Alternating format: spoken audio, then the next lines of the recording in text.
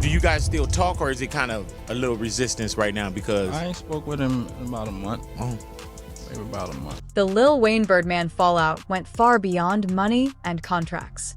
After allegations that Birdman put a hit on Wayne, newly surfaced footage now suggests Wayne was ready to retaliate. What began as a mentor relationship spiraled into something dangerous. And this is where it all started. The bus shooting that changed everything. April 26, 2015 began like any other concert date. Lil Wayne performed at Compound nightclub in Atlanta. What happened next became one of hip-hop's most controversial incidents. Wayne's two tour buses carrying 12 people were fired upon on I-285 North around 3:30 a.m. Shots from .40 caliber and 9mm handguns damaged both buses, but miraculously no one was injured. The shooter was Jimmy Pee Wee Roscoe Winfrey Young Thug's tour manager and a YSL-affiliated Bloods gang member. Police had escorted the buses due to threats at the venue, where Winfrey was spotted with an assault rifle in a white 2015 Chevrolet Camaro. Winfrey had threatened Wayne directly, saying, "This my city. Keeping around, I'll spray the bus." After the police escort ended near Atlanta Road, Winfrey pulled alongside the buses and fired multiple rounds. He fled, hiding the Camaro at a relative's garage and attempting to delete an Instagram photo of it. Then he fled to Miami. That same night, Young Thug was booed off stage in New Orleans with Chance for Wayne. On July 30th, 2015, Winfrey was indicted in Cobb County on 30 counts, including 3 RACHO violations, 8 Street Gang Terrorism Act violations, 12 aggravated assaults, 2 criminal damage to property, 1 firearm possession during felony, and 2 firearm possession by felon. But the indictment named 2 other people as unindicted co-conspirators, Birdman and Young Thug. Prosecutors alleged Winfrey acted on Young Thug's threats for gang status and pay. The motive: Wayne's $51 million lawsuit threatened Cash Money's empire, and Birdman allegedly used Young Thug and Winfrey to intimidate or eliminate him. The evidence centered on communications. Phone records showed Winfrey called Young Thug 8 times in the 12 minutes before the shooting.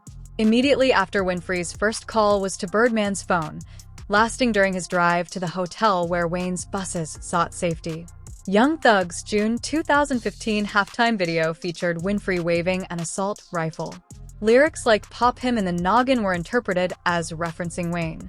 Free shooting Instagram posts showed threats and guns. All involved claimed Blood's affiliation with YSL as a subset. In September 2018, a leaked phone call between Birdman and Winfrey surfaced. Right, they're saying during the call, Birdman is saying, "Time for you to come out here and get your money. You did everything you could do, boss." Now, and he's calling from jail.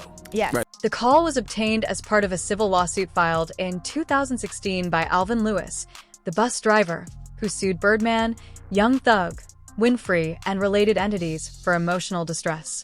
Lewis alleged Birdman promised Winfrey approximately $250,000 and a Porsche as payment. I believe that. I'm gonna be honest with you. I think Birdman really loves Wayne in that way. I believe that he would not want Lil Wayne harmed in that way, and I don't think he would associate with somebody who tried to do harm to Lil Wayne. Birdman's camp immediately pushed back.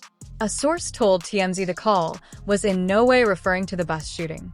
It was unrelated business or encouragement. Birdman does not believe Winfrey was the shooter and would never associate with someone who tried to harm Wayne. Birdman denied involvement, vowing to help investigate. Young Thug called the claims outrageous, but the circumstantial evidence painted a troubling picture. Winfrey pleaded guilty in 2015 to 10 years prison plus 10 probation. The conviction was overturned in 2018 for coercion. He pleaded guilty again in 2020 to gang terrorism, with time served plus probation. In 2024, he pleaded guilty in the YSL RICO case. According to Alvin Lewis, he's saying that Birdman promised Jimmy Winfrey $250,000 and a Porsche, and that was for the shooting. Where's he getting this information from? I have no idea. Exactly, man. You can't be believing these second, third hands. No criminal charges were ever filed against Birdman or Young Thug despite the links. The DA considered but declined, citing insufficient evidence beyond associations. The incident resurfaced in Young Thug's 2022-2024 YSL RICO trial, where the shooting was cited as an overt act of alleged gang conspiracy. A 2015 interrogation video resurfaced in August 2025 where Thug mentions hearing Winfrey was the shooter leading to snitching accusations. Thug denied it, saying he helped his bra. Winfrey defended Thug, as clean as Listerine. The bus shooting transformed the feud from a business dispute into something potentially deadly. Whether Birdman and Young Thug were actually involved remains disputed, but the incident cast a long shadow over hip-hop. The father-son relationship that once seemed unbreakable was now associated with bullets and blood, building the empire from the trenches. Young Dwayne Carter met Birdman around 91 when he was only 9 years old through some folks in the NOLA rap scene. Some say it was through rapper Lil Slim, who was getting money off music back then. Others claim it was Wayne's stepdad, Reginald Rabbit McDonald, who knew the Williams brothers from the streets. Either way, this meeting changed the whole game forever and created one of the most complicated relationships hip-hop ever seen. Birdman co-founded Cash Money Records in 1991 with his big bros Slim Williams right there in Magnolia Projects when bounce music and gangster rap was taking over the city. They started grinding independent pressing up. They own vinyl moving units, hand-to-hand real street entrepreneurship. The label was all about that raw, uncut Southern street life. This wasn't no corporate boardroom music. This was real trap talk documenting the struggle in bars and beats. Young Dwayne from Holly Grove had bars that you couldn't ignore straight up. He got Birdman's attention by leaving freestyles on his answering machine. These weren't just regular raps, fam. These were survival stories from a young who saw music as his only ticket out the hood. In New Orleans back then, you had three options. Really, the pen, the cemetery, or somehow make it out through ball or entertainment. A friend of mine introduced me to Wayne, so when I first met him, he became like my son. Like, you know, in New Orleans, we don't have fathers a lot. By 1993, at age 11, Wayne signed to Cash Money as part of the Bee Gees with Christopher Dorsey. This made Wayne the label's youngest artist. Their debut album, True Story, dropped in 1995, featuring raw tales of street life reflecting New Orleans' high crime rates. Birdman became a surrogate father figure after Wayne's stepfather, Reginald McDonald, was murdered in 1995. This traumatized the young rapper and led to a suicide attempt at age 12. Wayne began calling Birdman daddy or pops. Just like that father-son. He had all the autistic at 11 years old when he first rapped to me. He was able to flow, able to change his flow. Cash Money's rise was meteoric. A pivotal 1998 deal with Universal Records for $30 million propelled them nationally. Juvenile's 400 Degrees in 1998 went 4x platinum. Hot Boys supergroup formed in 1997 with Juvenile, BG Turk, and Lil Wayne. Her 1999 album Guerrilla Warfare went platinum. Wayne's solo debut, Is Hot, went platinum in 1999 at age 17. Public displays of affection fueled their bond. In various interviews, Wayne called Birdman his brother from another. I like to smoke, drink in the car. Yeah. I don't write nothing down, so it's just something I do. I record so damn much. The 2006 viral photo of them kissing sparked controversy. Wayne explained it as familiar. You and Wayne had like a kiss thing going on. First of all, my own born son, Yes. I would kiss him. Right. I know you got a child, you probably kiss him. You probably got a son and you kiss him. Yeah. You heard me? I always looked at Wayne as my son, and I always looked at it like, because I was in the streets, and I thought this might be. Wayne became Cash Money president in 2005 and founded Young Money Entertainment as an imprint. He signed Drake in 2009 and Nicki Minaj in 2009, turning the label into a powerhouse. Wayne Thaw Carter 3 sold 1 million copies first week in 2008, becoming a hip-hop milestone. We got the Like Father, Like Son album coming in, baby. A 2006 collab album, Like Father, Like Son, peaked at number 3 on Billboard 200 and went gold. The title said everything about how they viewed their relationship. Birdman, the pops, Wayne the son, together, building an empire from nothing. The hit single Stunting Like My Daddy reached number 21 on Hot 100 and won a BET Viewer's Choice Award. The song was literally Wayne spitting bars about being like his daddy Birdman, stunting with the same swag, getting to the bag the same way, following in his footsteps. They embodied Southern swagger and that flashy lifestyle, helping define mid-2000s hip-hop culture. The ice, the whips, the whole aesthetic. Cash Money set the standard for rap excess. And Wayne was front and center, the golden child, the proof that Birdman's system worked. But underneath all that success, dark patterns was emerging that most people ain't peep. Cash Money had a troubling track record with its artists. Juvenile, Manny Fresh, and BG all accused the label of playing with A-Money.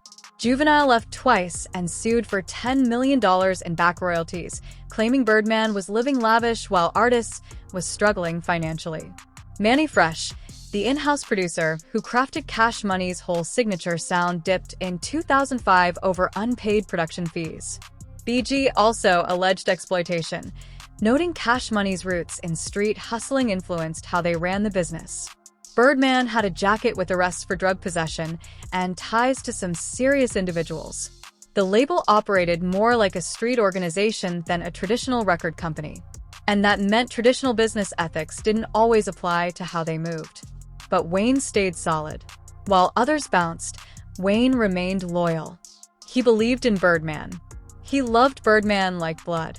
He trusted Birdman completely with everything. That trust would prove to be his biggest L. From day one, I guess I'm been blessed to be keeping with the uprise with the music business. And Drake just did $1 million, been #1 for the last 8-9 weeks. Nicki in the lab. I got a little situation with Wayne we got to get in order, but I'm looking forward to doing that. The 2012 Universal deal, worth somewhere between $100 to $200 million for Young Money advances, represented a massive bag. This bread was supposed to fund Wayne's label, help sign new talent, pay for production and marketing, the whole nine. But Wayne later claimed Birdman finessed these funds to cover Cash Money's debts and promote Young Thug as Wayne's replacement, which was crazy disrespectful. Young Thug got signed to Birdman's rich gang imprint and was being positioned as the next Wayne, the next generational talent, the next cash cow. Birdman was hedging his bets, preparing for a future where Wayne might not be the centerpiece no more. And Wayne felt some type of way about it. Felt betrayed by the man he called daddy his whole career. By 2014, the delays on TH Carter 5 had Wayne frustrated. Heavy. He felt imprisoned on some real hostage vibes. The album was supposed to drop May 2014, then December 2014, but Birdman kept blocking it, holding it hostage. Wayne couldn't understand why he was moving like that. He delivered the album. It was ready to go, but Birdman refused to put it out. Some folks speculated Birdman wanted to renegotiate Wayne's contract. Others thought he was punishing Wayne for trying to leave. Whatever the reason, Wayne felt trapped in a cage he helped build. The seeds of the most explosive beef in hip-hop history was planted deep. A bond forged in the grimy streets of New Orleans was about to shatter over millions of dollars and broken trust. What started as an OG raising a young would transform into accusations of theft, betrayal, and straight-up attempted murder. The empire they built from the mud was crumbling, and the collapse would be spectacular, public, and potentially deadly on some real street beef type energy. When it all went left, December 4th, 2014 marked the first public crack in a relationship that had been the foundation of Cash Money Records for over 2 decades. Lil Wayne took to Twitter, not a private convo, not a sit-down, but Twitter where millions could witness to air his grievances for the world to see. He accused Birdman of refusing to release the Carter 5 that was scheduled for December 9th. He called himself a prisoner and said straight up he wanted off the label. This wasn't no vague, subliminal shot. Wayne was done playing games, done being patient, done trusting that Birdman would do right by him. He wanted out, and he wanted the whole culture to know it. The tweet sent shockwaves through hip-hop like an earthquake. Wayne and Birdman beefing the father and son. That's wild, but it was happening in real time. 2 days later, at Vice's 20th anniversary party, Wayne told the crowd he was in a bad situation, but would be free soon. The pain in his voice was clear as day. This wasn't just some business dispute over percentages. This was personal, deep personal. The man he called daddy for over 20 years was now basically his captor, holding his career hostage. In January 2015, Wayne dropped the mixtape Sorry for the Wait 2, which served as both a gift to fans waiting for Thaw Carter 5 and a declaration of war against Cash Money. The tape had disses aimed directly at Birdman and the label that raised him from a shorty. On the track, Poco Wayne spit, "All I got is Young Money, no more cash, Nick." The bar was crystal clear. Wayne was cutting all ties with Cash Money. Young Money was his now. Cash Money was the ops. On January 25th, 2015, Wayne filed a $51 million lawsuit against Cash Money, alleging breach of contract for withholding Thaw Carter 5 and unpaid royalties that was rightfully his. He sought to terminate his whole deal and take Young Money artists like Drake and Nicki Minaj with him out the door. Wayne's manager, Cortez Bryant, publicly went at Cash Money, saying Wayne carried the whole label on his back for over a decade, and this is how they repaid him. In a February 2015 Rolling Stone interview, Wayne revealed he and Birdman wasn't even on speaking terms no more, calling the Carter Viva dead subject that he wasn't even thinking about. On March 14, 2015, Wayne dissed Birdman in a Young Money cypher, spitting bars about singing "Hit Him Up" to his daddies. During an April 2, 2015 Jacksonville show, Wayne yelled Cash Money to the whole crowd.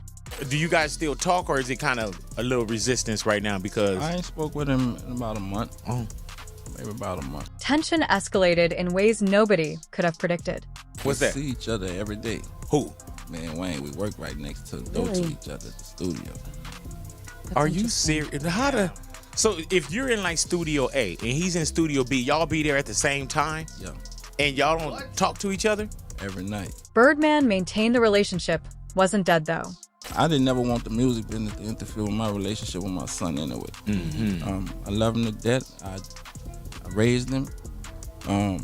So that's something I personally have to do because I don't ever want that because right now it's affecting our personal relationship. Right. On May 26, 2015, Wayne dissed Cash Money on ASAP Rocky's M. Douse, spitting "Ain't No More CM," letting everybody know he was done with them. In June-July 2015, Wayne signed a deal with Tidal for his Free Wheezy album, which had even more disses like "Rest in Peace" to the Cash Money Wezzy. Birdman sued Jay-Z and Tidal for $50 million over the streaming rights, trying to block the bag. On July 12, 2015, Birdman allegedly threw a drink at Wayne during a Miami performance, which is wild, disrespectful. But the real breaking point came when the tension turned violent for real. In January 2016, Wayne and Birdman reunited at Drake's NY party and performed together, sparking reconciliation rumors that maybe they squashed the beef. Birdman called Wayne his son on stage like old times. But it was short-lived. The smoke wasn't really clear. On March 28, 2016, Wayne sued Universal Music Group for $40 million, alleging they diverted Young Money profits from Drake, Nicki, and everybody to cover Birdman's debts, which was foul. In May 2016, on Chance the Rapper's No Problem, Wayne threatened labels trying to stop him from eating. He yelled Cash Money at a Denver rally, not caring who heard it. In September 2016, Wayne hinted at retirement. After feeling defeated by the whole battle, he accused Birdman of pocketing $70 million from a $100 million advance that was supposed to be his. A judge ordered Birdman to disclose his financial records to show where all that bread went. Public collapse devastated fans who watched a father-son relationship crumble in real time. Wayne's frustration was visible in every interview, every performance. The man who once called Birdman daddy with love was now calling him out in front of the whole world. The empire they built from the trenches together was fracturing, and millions of dollars hung in the balance over all this. At some point, we're going to get together. It ain't like we enemies. We definitely not enemies. Right, I hear you. In no kind of way. But like I said, at the end of the day, before it's all said and done for me, he's what I came in the game with, and he's what I want to leave in the game. But even as Birdman talked about hope for reconciliation, the situation was about to take a dark and dangerous turn that would change everything and show this beef wasn't just about business, no more. The legal battle for freedom.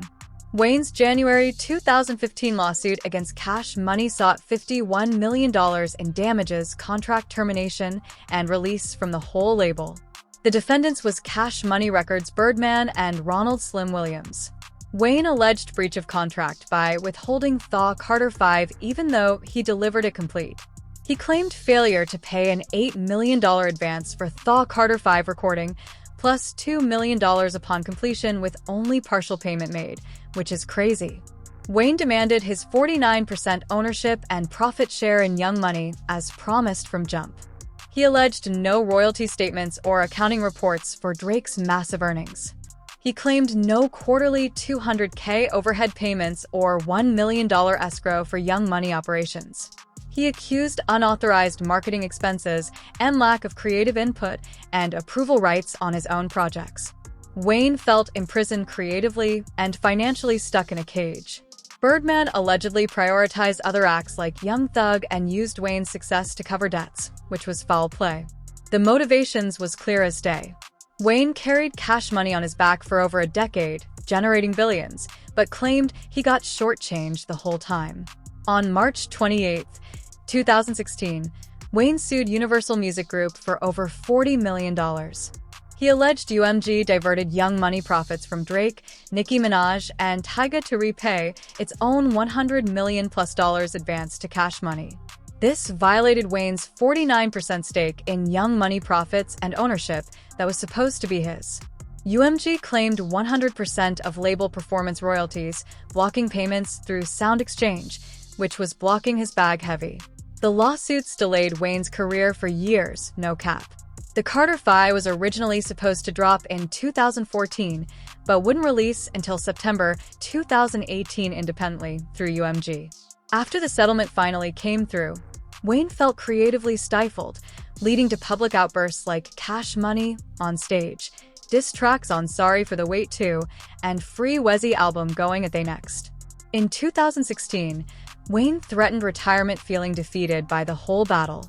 The dispute highlighted music industry pitfalls like exploitative contracts that trap artists. Birdman's reputation took a massive hit, reinforcing a pattern of artist disputes following Juvenile's $10 lawsuit and Mannie Fresh's exit over bread. Court-ordered disclosure of how the $10 million advance got spent, forcing financial scrutiny on Cash Money's books. The lawsuits affected Young Money acts indirectly, with royalty disputes spreading throughout the whole operation. Birdman counters sued Tidal and Jay-Z for $50 million over Free Wezzy album streaming in 2015, trying to block moves. Wayne performed independently, releasing Free Wezzy album through Tidal in 2015. Court-ordered financial disclosures led to settlement talks that collapsed multiple times, including in 2016 over Wayne's Rockefeller shoutout that Birdman took personal. Wayne's frustration peaked. Reports suggested he would never work with Birdman again and just wanted his $51 million to bounce and move on with his life. The public beef intensified with Dice's reconciliations like the 2016 Drake and Wye party, then breakdowns again, in a toxic cycle. On June 7, 2018, both parties settled amicably, ending years of legal warfare. Court notice of dismissal got filed May 23, 2018, publicly reported June 6 to 7th. All parties, including Wayne, Cash Money, Birdman, and UMG, reached a settlement agreement. Wayne received a reported 8-figure payout, well over $10 million, according to The Blast, to free himself. Some reports suggested Universal covered it, not Birdman, expecting to recoup through Drake and Nicki profits down the line. The exact bag remains undisclosed to this day. Wayne's lawyer, Ron Sweeney, stated the matter was amicably resolved, but they was prohibited from revealing particulars of the deal. Wayne got fully released from Cash Money with no strings attached. He owned his masters, his assets, his whole music catalog. Going forward, future releases, including Thaw Carter 5, would be handled by UMG, directly cutting out the middleman. Wayne's attorney confirmed he is his own man, a man that owns his assets, his music, and himself, which hit different. The settlement cleared the path for Carter 5 release September 28, 2018. The album debuted at number 1, selling 480K units first week, proving Wayne could still dominate. The lawsuits marked the end of Wayne's Cash Money era, but empowered his independence for real. Wayne emerged owning his catalog and creative freedom, something most rappers never get. Cash Money's influence waned heavy. The legal war highlighted music industry traps while allowing reconciliation to be possible. Wayne proved he could stand on his own and still eat. The settlement brought closure to one of hip-hop's messiest separations. Money changed hands. Lawyers got their cut. But the real question remained, could a father and son truly forgive? After everything that went down between them, the road to reconciliation on August 26, 2018 at Liliana Fest, Birdman took the stage with a public apology. He told the crowd, "I wanted to apologize to my worldwide. We're going to do this till the day we die." The apology came months after their settlement, signaling a genuine attempt at reconciliation. On to Lil Wayne. Yes. What happened was, It's a lot of moving parts with me and Wayne. And it's important to me that I fix that. I will fix that. And one day, I brought him in the game before his biological still living. I was a father for him. Wayne released Thaw Carter 5 independently on September 28, 2018. The album debuted at #1 with 480,000 units sold, proving Wayne could still dominate without cash money. The project had been delayed for years, but fans finally got what they'd been waiting for. In March 2018, Wayne and Birdman had already reunited at Club Live and Birdman's album release party, showing signs of a thaw. But the Louisiana Fest apology made it official. The father and son were working toward healing. On some ego, to be honest with you. And I just think, for the business, I ain't gonna let it rest like that. I ain't gonna let the game go when we be on different sides of the coin. I ain't gonna allow that. In January 2024, Wayne and Birdman reunited in the studio, ending their 9-year quarrel. The reconciliation appeared genuine. In May 2025, Birdman appeared on Nick Cannon's podcast, reflecting on discovering Wayne, their fallout, and claiming cash money earned over $2 billion from Wayne, Drake, and Nicki Minaj. In a minute, it all gonna self-explain itself, and I ain't come here to explain that. I just came here to be a part of your show, and it's nothing I can't really explain, but in due time, what I can tell you is, at some point in life, you're gonna see me and Wayne working together again. In July 2024, a Hot Boys reunion at Essence Fest was incomplete. Wayne performed separately after Birdman reportedly barred Turk. Birdman clarified there was no beef, noting Wayne only agreed to perform at his request. In November 2024, the full Hot Boys reunited at Lil Louisiana Fest with Wayne, Juvenile, Turk, BG, Birdman, and Manny Fresh performing classics and announcing a mini tour. Recent developments showed mixed signals. In February 2025, viral moments from the Hot Boys tour included Wayne cutting off Birdman mid-spec in Florida, saying, "All right, let's go." Birdman appeared to doze off on stage in North Carolina, leading to fan speculation about exhaustion or medical issues. What do you think about Wayne wanting to leave Cash Money? I wouldn't know. Only he know what's going on with his wallet and what he's supposed to have or whatever. So I wouldn't know. They've been together a long time. As of January 2026, Wayne and Birdman remain on generally positive terms. There are no active fights or beefs. Their relationship appears stable with occasional joint appearances and shared history celebrated in reunions. No new disputes, dices, or legal issues emerged in 2025, 2026. They maintain a cordial, legacy-focused dynamic. Public opinion remains divided. Fans on Reddit and X debate whether the reconciliation is genuine or forced. Some celebrate the father-son healing while others call it fake, pointing to past drama. The tour bus shooting conspiracy theories still fuel skepticism, with some believing Birdman orchestrated it. Y'all kissed in the mouth, bro, forever. Like that's like y'all are forever known as the hip hop couple who kissed each other in the mouth. Like whenever people talk about weird things we've seen in hip hop and how hip hop has gotten so strange and people are accepting of it, that's one of the things they always bring up. Other rappers weighed in.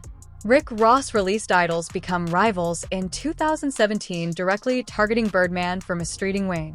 He rapped Catholic record labels, "Getting Boy, Birdman's a priest," and "I pray you find the kindness in your heart for Wayne." His entire life, he gave you what there was to gain. Wayne reposted and thanked him. Former Cash Money artists like Juvenile, Turk, Manny Fresh, and BG expressed sympathy for Wayne, noting the label's history of disputes. They validated Wayne's grievances while downplaying the kissing incidents as cultural street family affection rather than anything inappropriate. Lil Wayne did it. And, I remember I interviewed Terrence Gangsta Williams, and he said he hates that Wayne does that, but it's not like he could really say anything. He's like, but we don't, that's not us. He's New Orleans, uptown. I can't stand it. We didn't grow up gangbanging. The reconciliation softened some commentary, but skepticism remains. Fans note lingering awkward moments like Wayne interrupting Birdman's speeches. The relationship appears functional, but not fully healed. Trust, once broken, takes years to rebuild, especially when millions of dollars in alleged violence were involved. The aftermath reveals a complex truth. Wayne gained independence and creative freedom. He owns his catalog and controls his destiny.